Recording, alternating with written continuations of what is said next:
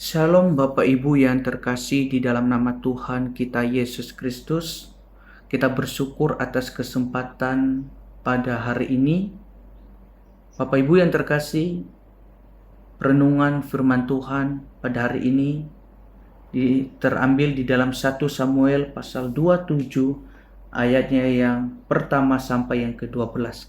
Saya akan bacakan bagi setiap kita. Tetapi Daud berpikir dalam hatinya, bagaimanapun juga pada suatu hari aku akan binasa oleh tangan Saul. Jadi tidak ada yang lebih baik bagiku selain meluputkan diri dengan segera pergi ke negeri orang Filistin.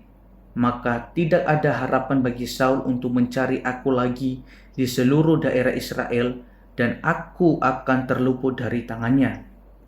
Bersiaplah Daud, lalu berjalanlah ke sana, ia dan ke-600 orang yang bersama-sama dengan dia itu, kepada Achis bin Mauch, raja kota Gad. Daud dan semua orangnya menetap pada Achis di Gad, masing-masing dengan rumah tangganya. Daud dengan kedua orang istrinya, yakni Ahinoam, perempuan Yisrael, dan Abigail bekas istri Nabal, perempuan Karmel. Setelah diberitahukan kepada Saul bahwa Daud telah melarikan diri ke Gad, ia tidak lagi mencarinya. Berkatalah Daud kepada Achis, "Jika kiranya aku mendapat belas kasihanmu, biarlah diberikan kepadaku tempat di salah satu kota di tanah datar, supaya aku tinggal di sana. Mengapa hambamu ini tinggal padamu di kota kerajaan ini?" Maka pada hari itu Achis memberikan Jiklak kepadanya. Itulah sebabnya Jiklak menjadi kepunyaan raja-raja Yehuda sampai sekarang. Dan lamanya Daud tinggal di daerah orang Filistin adalah 1 tahun 4 bulan. Maka Daud dan orang-orangnya bergerak maju dan menyerbu orang Gesur, orang Girzi, dan orang Amalek. Sebab orang-orang inilah penduduk negeri itu yang membentang dari Telam ke arah Syur sampai tanah Mesir. Apabila Daud memusnahkan negeri itu, seorang pun tidak dibiarkannya hidup, baik laki-laki maupun perempuan. Ia merampas kambing, domba, lembu, keledai, unta, dan pakaian. Kemudian pulanglah ia dan kembali kepada Achis. Jika Achis bertanya, "Di mana kamu menyerbu pada hari ini?" Maka jawab Daud, "Di tanah Negeb Yehuda, atau di tanah Negeb orang Yerahmeel, atau di tanah Negeb orang Keni." Daud tidak membiarkan hidup seorang pun, baik laki-laki maupun perempuan, untuk dibawa ke Gad, sebab pikirnya, jangan-jangan mereka mengabarkan tentang kami dengan berkata, "Beginilah dilakukan Daud." Itulah kebiasaannya selama ia tinggal di daerah orang Filistin. Tetapi Achis mempercayai Daud, sebab pikirnya, tentulah ia telah membuat diri dibenci di antara orang Israel bangsanya. Ia akan menjadi hambaku sampai selamanya.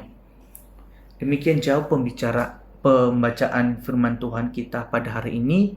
Bapak Ibu yang terkasih, judul saat teduh kita pada pagi hari ini adalah Daud dan orang Filistin. Bapak Ibu yang terkasih, pernahkah di dalam hidup ini kita merasa terhimpit di antara dua pilihan yang sama-sama sulit?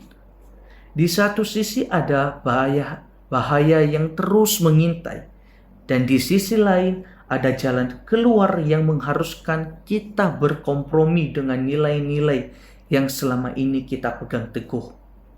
Inilah dilema yang dihadapi oleh Daud di dalam 1 Samuel pasal 27. Ketika ia memilih untuk melarikan diri ke tanah Filistin, musuh bebuyutan Israel, demi menghindari kejaran Raja Saul. Keputusan yang tampak praktis ini telah membawanya ke dalam labirin kepalsuan, berpura-pura loyal pada Raja Achis sambil diam-diam melawan musuh-musuh Israel. Bapak Ibu yang terkasih, dalam 1 Samuel pasal 27 ini kita menemukan Daud yang sudah berada pada titik terendah kepercayaannya. Ia berkata, "Suatu kali aku akan mati oleh tangan Saul." Perkataan ini mencerminkan keputusasaan yang sangat mendalam. Berbeda dengan masa-masa sebelumnya di mana kita melihat bahwa Daud selalu mencari pimpinan Tuhan. Kali ini ia mengambil keputusan berdasarkan ketakutannya sendiri dengan melarikan diri ke tanah Filistin, musuh bangsa Israel. Menariknya, bahkan dalam keputusan Daud yang dilandasi ketakutan ini, kita melihat Tuhan tetap bekerja di dalam hidupnya. Tuhan menggunakan periode ini untuk memberikan Daud istirahat dari pengejaran Saul dan mempersiapkannya untuk menjadi seorang raja. Bapak Ibu yang terkasih, dalam kehidupan kita di zaman serba cepat ini, kita seringkali merasa terdesak untuk segera keluar dari situasi yang sulit. Ketidaksabaran ini seringkali menggoda kita untuk mengambil jalan Filistin, solusi yang tampak menjanjikan keamanan cepat, tapi penuh dengan kompromi. Akhirnya kita jatuh di dalam dosa dan memilih pilihan yang salah. Bagian firman Tuhan ini bukan ingin supaya kita itu semakin mengandalkan diri sendiri, tetapi bagaimana kita mensyukuri anugerah Allah yang tidak pernah meninggalkan kita. Dalam keputusan-keputusan yang tidak ideal sekalipun, Allah itu tetap menyertai kita. Bahkan Ia memakai momen-momen tersebut untuk membentuk kepribadian kita. Bagaimana sikap kita? Apakah kita terus menyanyiakan atau meragukan anugerah pemeliharaan Allah yang begitu besar dalam kehidupan kita? Mari kita renungkan pertanyaan ini. Demikian saat teduh kita pada pagi hari ini. Mari saya mengajak setiap kita untuk berdoa. Mari kita berdoa. Bapa di surga, kami bersyukur atas kesempatan pada hari ini kami bisa merenungkan firman-Mu. Tuhan, tolong setiap kami agar kami bisa melakukan apa yang boleh firman-Mu sampaikan kepada setiap kami pada pagi hari ini. Ajarlah kami Tuhan untuk setia, hidup kudus dan hidup baik berkenan di hadapan-Mu.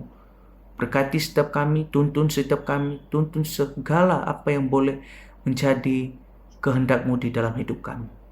Khususnya kami serahkan segala aktivitas yang boleh kami lakukan sepanjang hari ini. Tuhan tolong, Tuhan sertai, Tuhan pimpin setiap kami sehingga kami benar-benar melakukannya seturut dengan kehendak-Mu. Terima kasih Tuhan. Kami serahkan semua di dalam tangan-Mu. Di dalam nama Tuhan Yesus kami berdoa dan bersyukur. Amin.